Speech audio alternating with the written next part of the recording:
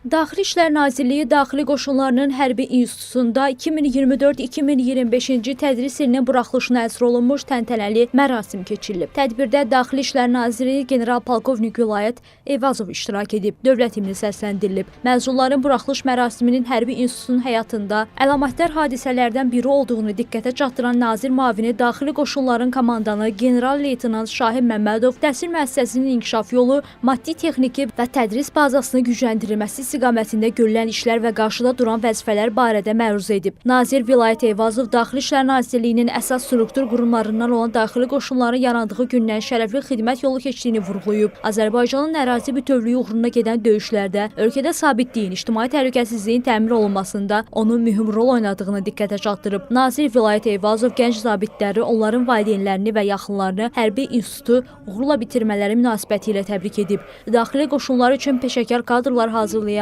bu ali təhsil ocağının rəhbərliyinə, zabit müəllim heyətinə təşəkkürünü bildirib. Fəaliyyətlərində uğurlar arzulayıb. Kursant Çingiz Cəfərli onlara göstərilən diqqət və qayğıya görə ölkə başçısına, Daxili İşlər Nazirliyinin rəhbərliyinə və Hərbi İnstitutun zabit müəllim heyətinə minnətdarlığını çatdırıb. Gələcəkdə peşəkar zabit olacaqlarına, vətən, dövlət və xalq qarşısında vəzifələrini layiqincə yerinə yetirəcəklərinə, həmçinin hərbiçi şərəfini hər zaman uca tutacaqlarını bildirib. Sonra döyüş bayrağı 3-cü kursun kursantlarına təhvil verilib. Tədbirin sonunda Daxili İşlər Naziri Hərbi İnstitutu fərqlənmə və baş leytenant rütbəsi ilə bitirmiş məzunlara diplomları təqdim edib. Sonda gənc zabitlər təntənəli marşla tribunanın qarşısından keçiblər.